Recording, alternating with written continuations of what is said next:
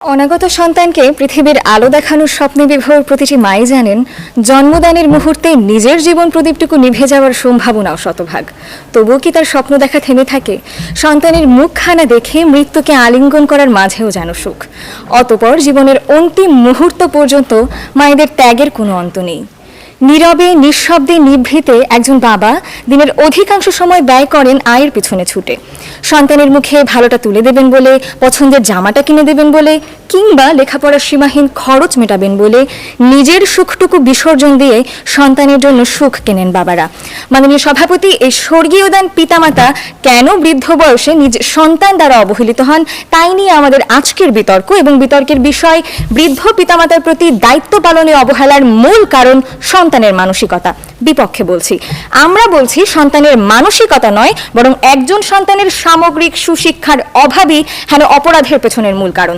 এবং সুশিক্ষার আওতায় আমাদের দেখিয়ে যাওয়া ক্ষেত্রগুলো ছিল সন্তানের পারিবারিক সুশিক্ষা, সুষ্ঠু সামাজিকীকরণ, ধর্মীয় অনুশাসন এবং সুস্থ সংস্কৃতি চর্চা, যার সমন্বিত প্রতিফলনের অভাবই বৃদ্ধ বয়সে পিতামাতার দুর্ভোগের মূল কারণ। মাননীয় সভাপতি, লক্ষ্য করুন, আমার প্রতিপক্ষ দলের 3 জন বক্তাই তাদের বক্তব্যে পরোক্ষভাবে আমাদের দেখিয়ে যাওয়া সুশিক্ষার ক্ষেত্রগুলোর অভাব তুলে ধরে আমাদের সমর্থতা পোষণ করেছেন। অথচ মাননীয় সভাপতি, শুধুমাত্র বিতর্কের খাতিরে প্রত্যক্ষভাবে তারা মানসিকতা শব্দটি বারবার উচ্চারণের মাধ্যমে নিজেদের যুক্তির দৃঢ়তা প্রমাণ করতে চেয়েছেন, যা ইতোমধ্যে আমার দলের প্রথম বক্তা এবং দ্বিতীয় বক্তার বক্তব্য দ্বারা সুস্পষ্টভাবে প্রত্যাখ্যাত হয়েছে। এ পর্যায়ে পক্ষ দলের দাবির অগ্রহণযোগ্যতা আরও দৃঢ়ভাবে প্রমাণের জন্য আমি আমার দলের প্রথম বক্তার শেষোক্ত ক্ষেত্রগুলো ব্যাখ্যা করছি। মাননীয় সভাপতি, সংস্কৃত ধৃধাতু থেকে উৎপন্ন শব্দ ধর্ম মানেই যা মানুষ ধারণ করে। ধর্ম যাই হোক, মানুষের ধর্মীয় মূল্যবোধ কখনো পরিবর্তনশীল নয় এবং প্রতিটি ধর্মেই সৃষ্টিকর্তার পরে পিতামাতাকে স্থান দেওয়া হয়।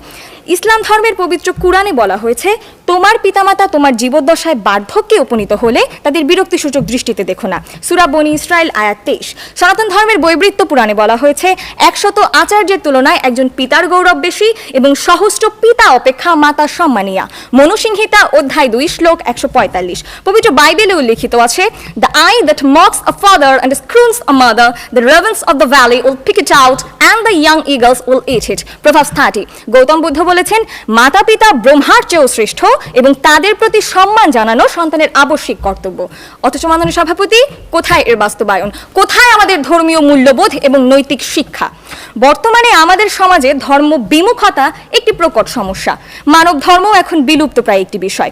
বর্তমানে আমাদের বিশ্বে প্রায় 68% তরুণ ধর্ম বিমুখ এবং যাদের মধ্যে প্রায় 29.34%-এরই নিজের পিতামাতার সঙ্গে কোনো রকম সম্পর্ক নেই। তথ্যসূত্র www.pewforum.com।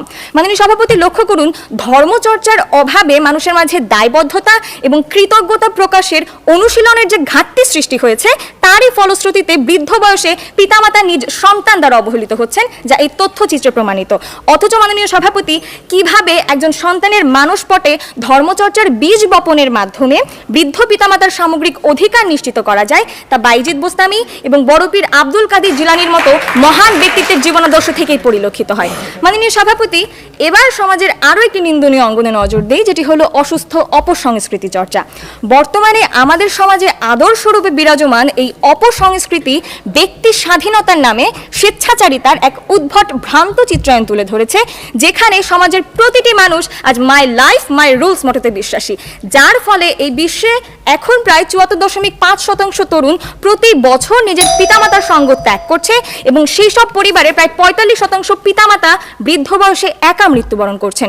তথ্যচিত্র www.thetimes.com। মাননীয় সভাপতি, ডেভেলপমেন্ট সাইকোলজি নামক একটি আমেরিকান সংস্থার গবেষণায় উঠে এসেছে, বর্তমানে এই বিশ্বে প্রায় 54% মা জন্মদানের পর নিজের সন্তানকে দুগ্ধপান করান না, যার ফলে সন্তান এবং মায়ের মধ্যকার আত্মিক বন্ধন সুগঠিত হয় না। মাননীয় সভাপতি, লক্ষ্য করুন, যে সংস্কৃতির আদলে একজন অত্যাধুনিক মা নিজের সন্তানকে দুগ্ধপান করাতে অনিচ্ছুক, যেখানে একটি পরিবারে পিতামাতার কাছে সন্তানের তুলনায় তার পোষা প্রাণীটি বেশি যত্নশীল, সন্তানের কাছে পিতা পিতামাতার তুলনায় তার অনৈতিক সম্পর্কগুলো বেশি গুরুত্বপূর্ণ, যে সংস্কৃতিতে সন্তান এবং পিতামাতার পারস্পরিক উদাসীনতা এখন বর্তমানে ট্রেন্ড, সেই সংস্কৃতি অন্যান্য দেশের মতো আমাদের ভারতীয় উপমহাদেশের রক্ষণশীল মননেও বিরূপ প্রভাব ফেলছে।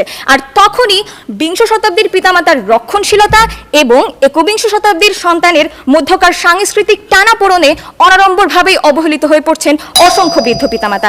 তাই মাননীয় সভাপতি, এখানে সন্তানের মানসিকতাকে দায়সারাভাবে চিহ্নিত করে যাওয়া অযাচিত বিধায় আমরা দেখিয়েছি সন্তান এবং পিতামাতা উভয়ের ক্ষেত্রে পারিবারিক, সামাজিক, সাংস্কৃতিক এবং ধর্মীয় সুশিক্ষা প্রদান এবং সুশিক্ষা গ্রহণের অভাবই বৃদ্ধ পিতামাতার প্রতি অবহেলার মূল কারণ।